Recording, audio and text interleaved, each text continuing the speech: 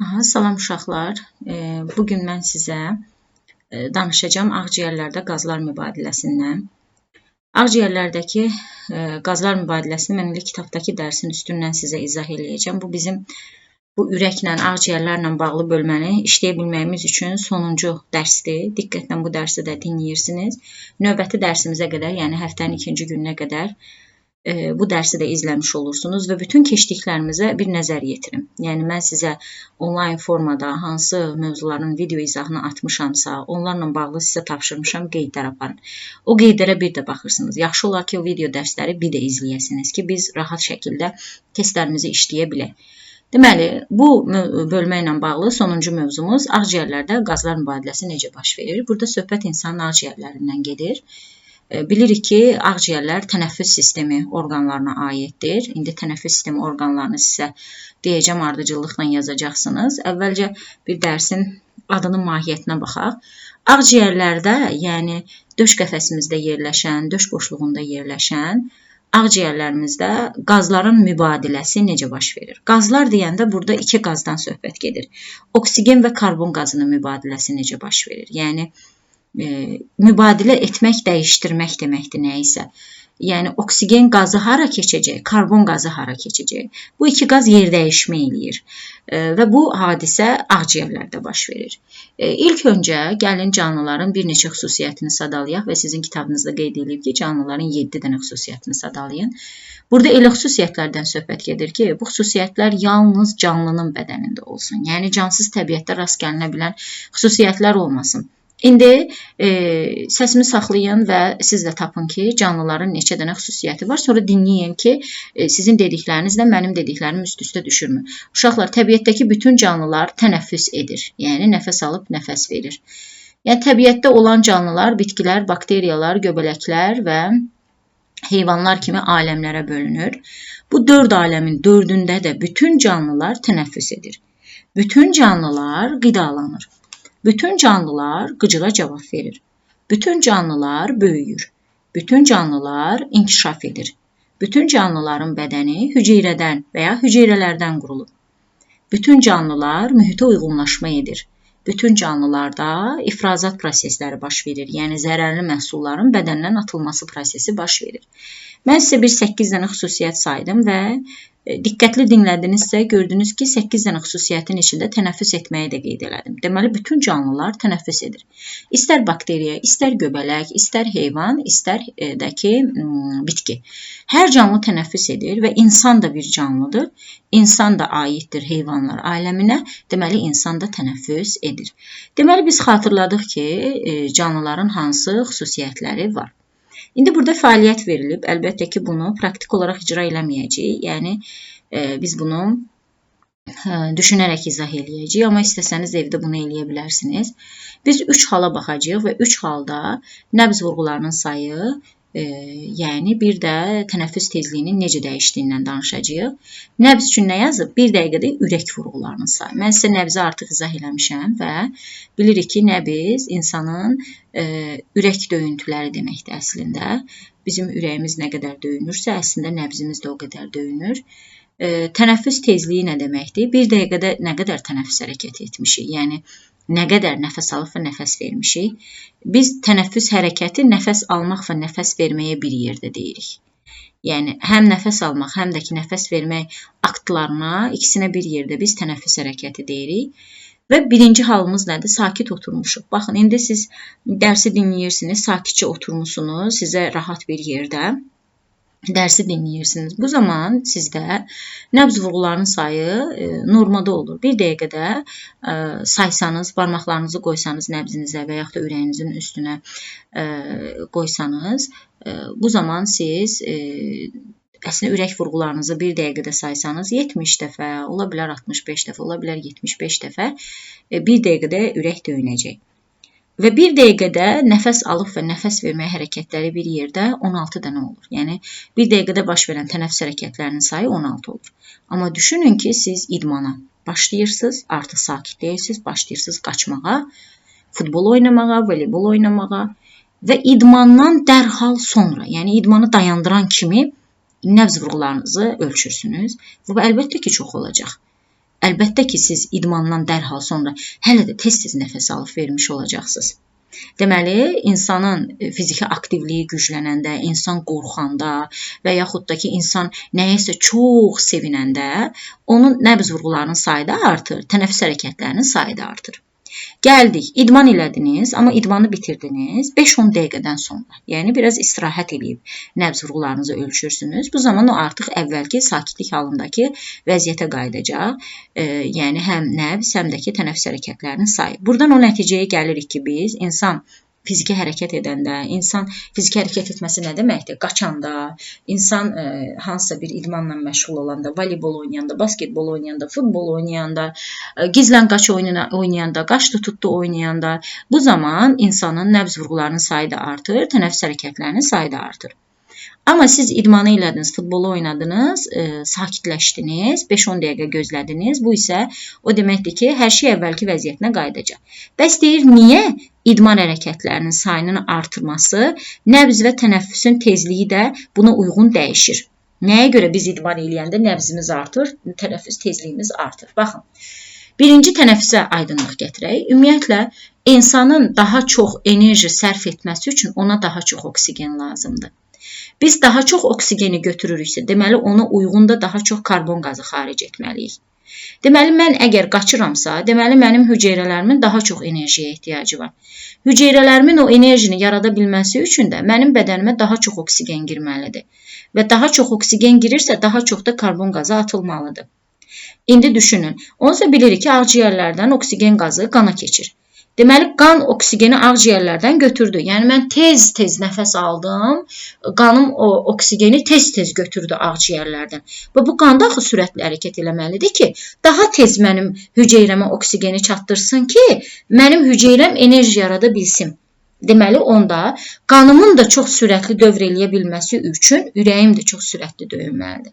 Deməli, buradan o nəticəyə gəlirik ki, hüceyrələrimizin daha çox enerji yarada bilməsi üçün ona daha çox oksigen lazımdır və hüceyrələrimiz daha çox oksigenlə təmin olunmaq üçün biz tez-tez nəfəs alıb verməliyik. Bizim ürəyimiz də çox tez-tez döyünməlidir ki, qan daha sürətli dövr eləsin ki, bizim hüceyrələrimizə oksigeni çatdırsın.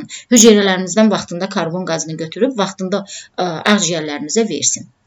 Yəni, bu nəfəs almaq işində qan damar sistemimizlə, qanla tənəffüs sistemimiz paralel işləyir.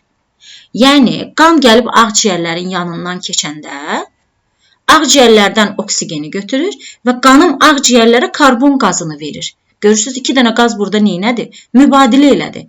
Oksigeni götürmüş qanım dövr eləyərək oksigeni hüceyrələrimə verir. Karbon qazını götürmüş ağciyərim isə o karbon qazını bədənimizdən atır. Nəfəsi verib karbon qazını biz atırıq. Bəs bu karbon qazı hardan gəlir? Qan ki, aparıb hüceyrəmizə oksigen verəndə, hüceyrəmiz oksigeni götürür və qana da karbon qazını verir ki, qan o atıq karbon qazını versin ağciyərlərə və ağciyərlər onu bizim bədənimizdən atsın. Uşaqlar, bizim tənəffüs hərəkətlərimizə 2 dənə akt daxildir. Yəni, tənəffüs hərəkəti o deməkdir ki, nəfəs almaq və nəfəs vermək. İkisi bir yerdə adlanır tənəffüs hərəkəti. 2 dənə akta bir yerdə deyəcəm tənəffüs hərəkəti. Amma bu tənəffüs hərəkətlərində, yəni nəfəs alanda və nəfəs verəndə nələr baş verir, onu sizə başa salmamışdan qabaq, gəlin ilk öncə tənəffüs sistemi orqanlarımızı öyrənək. Mən sizə ardıcıl deyəcəm, qeydiyyat aparın, yadınızda saxlayın. Burada ağız falan da qeyd olunub, amma bilin ki, ağız bizim tənəffüs sistemimizin bir orqanı deyil, o bizim deməli həzm sistemimizə aiddir. İnsan düzdür, ağzı ilə də nəfəs alıb verə bilər, amma ağızla nəfəs almaq doğru deyil. Çünki ağzımızın içindən daha çox mikrob, bakteriya bizim tənəffüs sistemimizə keçə bilər. Burunla nəfəs almaq daha doğrudur. Çünki burnumuzun içində kirpiklər, yəni tüklər var, selik ifraz edən vəzlər var ki, onlar mikrobları, tozu tutub özündə saxlayır. Amma ağzımızın içində tüklər yoxdur. Ona görə də ağzımızla nəfəs alanda havanın içindəki mikroblar elə ağızdan da bizim bədənimizə keçə bilir. Ona görə də bilin ki, ağız bizim qidalanma sistemimizə aiddir, yəni həzm sistemimizə aiddir. Tənəffüs sistemimizə aid deyil. Amma niyə ağzı burada yazıb? Yəni deyir ki, ağızla da nəfəs ala bilərik, amma bu tam da doğru bir iş olmaz. İndi tənəffüs sistemi orqanlarımızı sırayla deyirəm yazın. Burun boşluğu, Daha sonra daxil olur hava burun udlağa ki bu yazılmayıb kitabda, siz qeyd edin. Burun udlaqdan sonra keçin, baxın boğazımızda qırtlaq var, qırtlağa. Qırtlaqdan sonra hava keçir, baxın belə bir nəfəs borusuna. Nəfəs borusundan hava keçir 2 dənə bronxun içinə.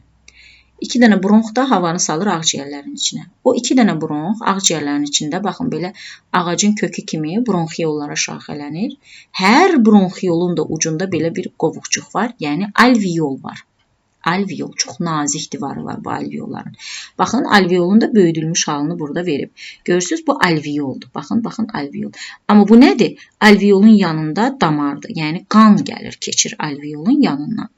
Deməli, məncə başa düşdünüz, burada elə böyük bir şey yoxdur. Burun boşluğu, burun udlaq, qırtlaq, nəfəs borusu. Bunların hamısının sayı 1-1-1-dir. Sonra nəfəs borusundan hava girir bronxlara. Bronxların sayı 2-dir. Bronxlardan hava girir bronxiyollara. Bronxiyolların sayı çoxdur. Bronxiyolların da ucunda alveollar var. Ümumi 2 dənə ağciyərimizdə bir yerdə 700 milyon alveol var. Bu bizim ağciyərlərimizin səthinin sahəsini hədsiz çox artırır. 70 kvadrat metrə bərabər edir. Bu da bizim bədən səthimizdən təxmini 30-40 dəfə böyükdür. İndi düşünün ki, biz nəfəsi aldıq. Yəni, nəfəsi alanda da bilin ki, nəfəs aldığımız havanın içində azot qazı var, oksigen qazı var, karbon qazı var və digər qazlar var. Nəfəs verdiyimiz havanın içində də azot qazı, oksigen qazı, digər qazlar və yenə karbon qazı var. İndi bu diaqram sizə nəfəs almanı göstərir. Bu diaqram sizə isə nəfəs verməni göstərir. Yəni, nəfəsi alanda da, nəfəsi verəndə də havanın içində eyni növdə qazlar var. Amma miqdarları biraz dəyişkən olur. Ondan da danışacağım sizə. Yəni, bilin ki, nəfəs aldığımız və nəfəs verdiyimiz havanın içindəki qazlar eyni qazlardır. Azot, oksigen, karbon qazı, digər qazlar da deyəndə burada təsirsiz qazları və biraz su buxarını nəzərdə tuturuq. Yəni, biz nəfəs verəndə əslində buxar şəklində su da atırıq bədənimizdən. İndi düşünün, bir nəfəs aldıq, hava keçdi hara? Burun boşluğuna. Qızındı, isindi, nəmləndi, mikroblardan təmizləndi, hava keçdi burun udlağa. Burun udlaqdan hava keçdi qırtlağa. Burada səs də yarandı. Qırtlaq bizim həm də səs tellərimizin yerləşdiyi bir yerdir. Səsimiz burada yaranır. Qırtlaqdan hava keçdi nəfəs borusunun içinə. Nəfəs borusundan hava keçdi 2 dənə bronxun içinə. Hava doldu bronxiyollara və hava gəldi, çıxdı hara? Alveollara. Nəfəsi aldım da uşaqlar. Ağciyərlərin içini neynədim? Hava ilə doldurdum. Ağciyərlərin içini hava ilə doldururamsa, deməli ağciyərlərim böyüyür. Elə bir şardır, düşünün, üfürmüşsə onun içinə havanı. Şarın həcmi böyüyür. Deməli, ağciyərlərin də həcmi neynir? Nəfəs alanda ağciyərlərin həcmi böyüyür. Deməli, əvvəlcə sizə nəfəs alanda hansı hadisələr baş verir, onu deyəcəm. Bir də onu deyim ki, bu ağciyərlərin altında bir diafraqma var. Diafraqma ağciyərlərə hava dolur. Ağciyərlərə hava dolduqca ağciyərlər həm yanlara genişlənir, həm aşağıya doğru genişlənir və altdakı diafraqmanı basır. Və diafraqma düzləşir, yəni yastılaşır. Onda nə nəticəyə gəlir? Nəfəsi alanda ağciyərlərin həcmi böyüyür. Diafraqma neynir? Yastılaşır və diafraqma aşağıya doğru hərəkət edir. Ağciyərlər onu üstündən basır aşağıya doğru. Sonra ağciyərlərin yerləşdiyi döş qəfəsinin həcmi böyüyür. Və ən vacib, nəfəsi alanda qaydıran bu şəklə baxın, oksigen gəldi, girdi qovuqcuğun içinə, yəni alveolun içindədir. Alveolun yanından da qan keçir. Görürsünüz, venoz qan gəlir ağciyərə. Venoz qan necə qandır? Çirkli qandır. Onun içində karbon qazı çoxdur, oksigeni isə azdır. O qan, venoz qan gəlib bu alveolların yanından keçəndə İçindəki karbon qazını verir alveola, alveolun içindəki oksigeni götürür özünə. Nəfəsi alanda baş verir bu. Yəni, nəfəs alanda alveollarda nə getdi? Qazların mübadiləsi getdi, yer dəyişməsi getdi. Nəfəsi alanda venoz qan arterial qana çevrildi. Karbon qazı alveolun içinə keçdi ağciyərə. Alveoldakı oksigen isə qana keçdi. Venoz qan arterial qana keçdi və qan oksigeni götürdü ağciyərdən, apardı, verdi bizim hüceyrələrimizə. Hüceyrələrimiz də daha çox enerji istehsal elədi özü üçün. Və hüceyrələrimiz qana yenə karbon qazını verdi. Qan o karbon qazını götürüb yenə gəlir ağciyərə. Karbon qazını verir ağciyərə, oksigeni yenə götürür özünə. Yəni, qan burada nə iş görür? Oksigeni aparıb verir hüceyrəmizə. Hüceyrəmizdən karbon qazını götürüb gətirib verir ağciyərimizə. bu işi görür. Baxın, bu iki dənə qazın mübadiləsi, yer dəyişməsi nəfəs alma zamanı gedir. Görək indi nəfəsi verəndə nə olur? Nəfəsi verəndə əlbəttə ki, ağciyərlərimiz balacalaşır, kiçilir. Ağciyərlərimiz qalxır yuxarıya doğru. Deməli, diafraqmada nə edir? Yuxarıya doğru qalxır. Ağciyərlərimizdəki hava nə edir? Atılır çölə. Yəni, çirkli hava, içində karbon qazı çox olan hava atılır çölə uşaqlar. Bunlar nəfəs alma və nəfəs vermə anında baş verən hadisələrdir. İndi nəfəsi alanda və verəndə havanın tərkibinə baxıram. Mən görürəm ki, nəfəs aldığım havanın içində 78% azot var. Nəfəsi verdiyim havanın içində də 78% azot var. Deməli, mənim qanıma azot keçməyib. Nə qədər azot qəbul eləmişəmsə havanın içində, o qədər də azotu ağciyərlərim atıb. Mən baxıram oksigenə. Nəfəsi alanda 21% oksigen olub havanın içində. Nəfəsi verəndə isə havanın içində 16% oksigen olub. Burada bir itki var. 21 götürmüşəm oksigen havanın içində, amma 16 atıb bədənim. Arada bir 5%li itki var. 21-dən 16 çıxanda 5%. Bu 5% hardadır? Bir cavab verin görək. Bu 5% hardadır? Qanıma keçən oksigendir. O keçib qanımın içinə. Keçdim digər qazlar, yəni təsirsiz qazlar. 1% götürmüşəm havanın içində, 1% atmışam. Baxıram karbon qazına. Nəfəsi alarkən karbon qazım 0,3%-dir, çox azdır. Nəfəsi verəndə amma qalxıb olub 4%. Niyə? Nəyə görə 4% olub? Bunun cavabını mənə WhatsApp qrupuna yazarsınız. Niyə? Nəfəs alanda aldığım havanın içində daha az karbon qazı var. Amma nəfəsi verəndə daha çox karbon qazı var. Niyə? Bunun cavabını yazacaqsınız mənə WhatsApp qrupuna. Mən də biləcəm ki, kim bu videonu izləyib, kim bu videonu izləməyib. Ona uyğun da sizlə dərsdə danışacağım. Baxın uşaqlar, budur. Bu bizim insanla bağlı sonuncu, yəni insanın daxili orqanları ilə bağlı, tənəffüslə bağlı, ürək, nəbzlə bağlı, damarlarla bağlı sonuncu dərsimizdir. Bu dərsi də diqqətlə dinləyirsiniz. 2-ci günə qədər vaxtınız var. Həftənin 2-ci gününə qədər. Deməli, bütün bu sizə atdığım videoları bir də baxırsınız, qeydlərinizi bir də nəzərdən keçirirsiniz. Çünki mən sizlə buna uyğun test işləyəcəm. Testi ya dərsdə işləyəcək, ya da ki, əlavə sizin üçün onlayn dərs açacağım, canlı. Biz o dərsdə testləri müzakirə eləyəcəyik. Belə uşaqlar, görüşərik. Sağ olun.